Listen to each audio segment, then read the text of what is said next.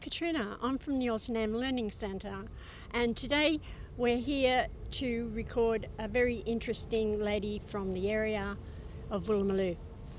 My name's Carol Ann. I've lived in Woolloomooloo for 20 years. One of the most diverse areas that you could possibly live in, and I love it. Would you like to tell us a few other things about yourself, Carol Ann, that not many people know?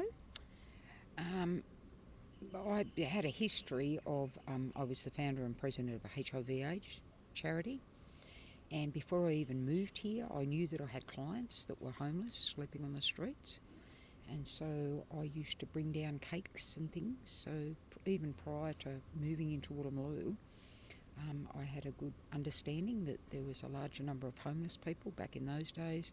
There was around about 75 people a night sleeping out.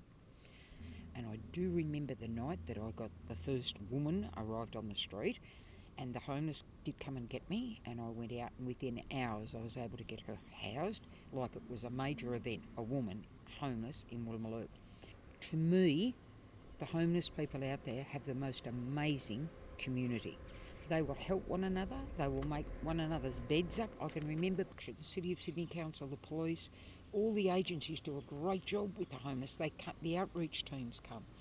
And so unless a person that's housed puts their hand up and goes and asks for help, it's not there. Whereas, yes, there is help for the homeless people, if they choose to take it, of course. And with all of those kids, I also do a road to homelessness for school children.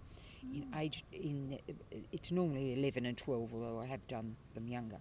And I've done them for Hope Street, I've done them for council, and then also schools have been in contact with me.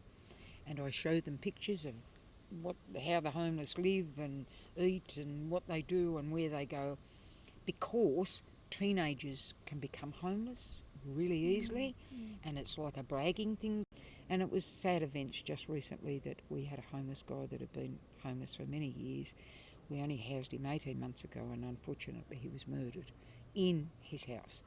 And so that's really sad to think that a man of 50 and that goes and happens, you know. And he was a lovely guy, used to come back here all the time. And it's not that I get called out, it's that I go out there.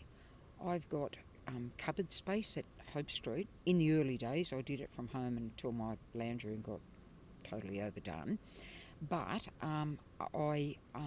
I've got space at Hope Street, and I keep the blankets and the doonas and band-aids and batteries, radios, all of those things, sewing kits, nail polish, all of that. And of course I've got some really good donors that will donate sleeping bags and backpacks and swags and things like that.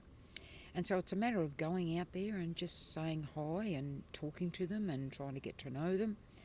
I also now connect with all the food vans. Can I just say one more thing, Carol, and that is, do people ever escape the runaround that you get as a homeless person and stay in this merry-go-round, or do they actually ever get off and become established people of the community?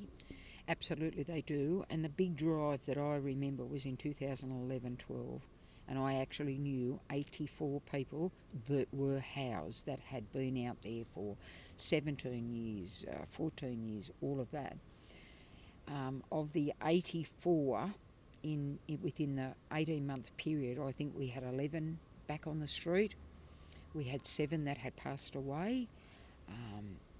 And so, but then over the years, more of them have been housed. But then there's a percentage of them that do end up back on the street again, which is really unfortunate. And then the other thing that happens, we house them and they continue to come back here because it takes a long time to fit into community and learn how to live that lifestyle. Well, that is so enlightening, Carol Ann, and I'm sure eventually, even if you're not recognised today, you're a really very, very popular, well-known, loved figure in Woolloomooloo. And is there anything you'd like to add to what you've already said? I do what I do because there, by the grace of God, go me. I lose my marbles and don't pay my rent, my mortgage, whatever, I could very well end up on the streets, and everybody should think about that personally as to what life can bring you. 60% of the homeless people out there are mentally ill. And do you find living in Woolloomooloo is actually more of a joy than a sorrow? Are you really glad that you've come to live in Woolloomooloo? Absolutely. I've owned 11 properties in my lifetime, and I have to say with the cottage I live in now, it is the best. And so, yeah, I do. The diversity of it's extraordinary. And Woolloomooloo is not a place to be avoided, it's a place to be cherished as one of the most special spots in the whole of Sydney. Well, yes, and to think that we've had Aboriginals that we know of that have been on the land for 160 years, God only knows how long they have been here, but we're actually, it's a really, really special place for Aboriginals. Yes. Thank you very much, Carol Ann. We'll see you again. Bye-bye.